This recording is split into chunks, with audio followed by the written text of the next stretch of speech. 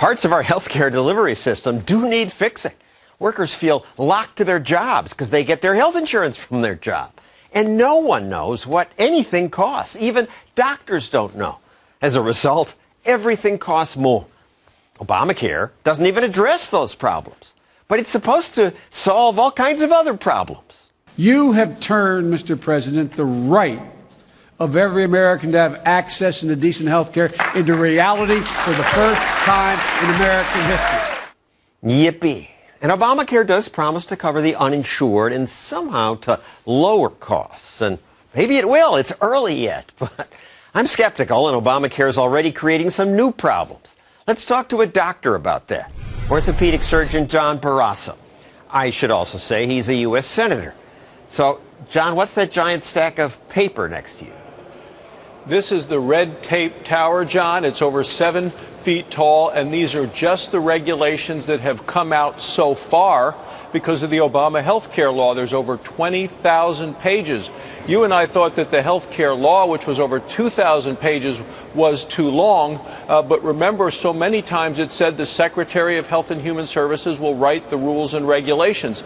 This is just the first part of them that doctors and nurses and hospitals and patients and insurance companies all have to comply with under the president's health care law.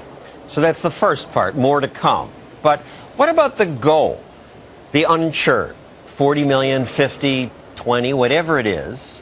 It's a noble goal. Get them insurance. Well, the president actually continued to use the word coverage instead of using the word care in the debate. Because just because you have a Medicaid card, which is the way the president seems to want to solve this, doesn't mean you can actually get care. What people wanted in health care reform was the care that they need from a doctor they choose at lower costs. But the president has failed in terms of trying to bring the cost down. Remember, he said by the end of his first term, families would see their insurance premiums drop by about $2,500 per family per year.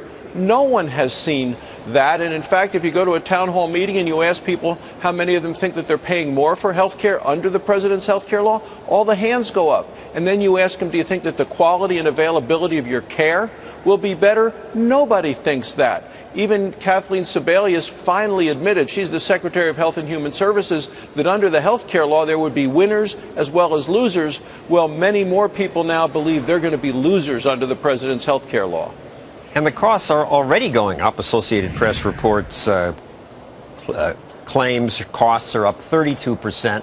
I never quite understood how you could cover more people and have it cost less. And the president has actually compounded the problem under the government mandates that you have to buy government-approved insurance, which isn't necessarily the insurance that you think works for you and your family in terms of what you want or need or can afford.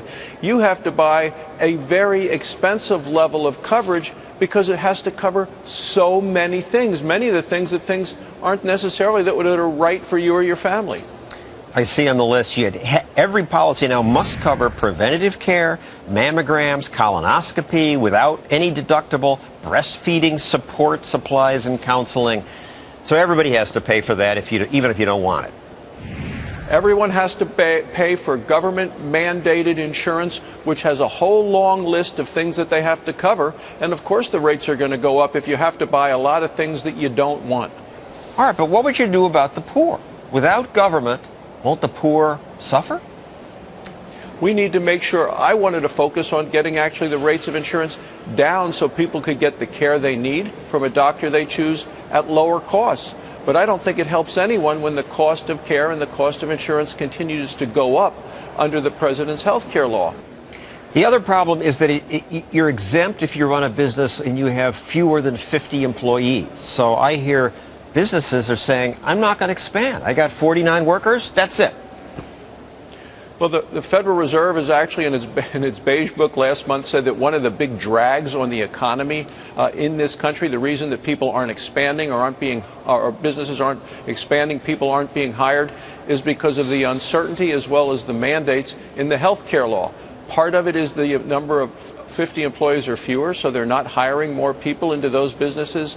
The other is in terms of full-time or part-time employees. We see now that one of the largest movie theater chains in the country has now said for all of their folks that are paid by the hour, they're going to be part-time workers only, which is anything less than 30 hours, because businesses aren't mandated to cover part-time workers, but they are mandated to cover the full-time workers. So you see in businesses, and we've talked to some, where they say, gee, we have an opening, instead of hiring one full-time person, we're going to hire 2 part-time workers instead of, because of the health care law.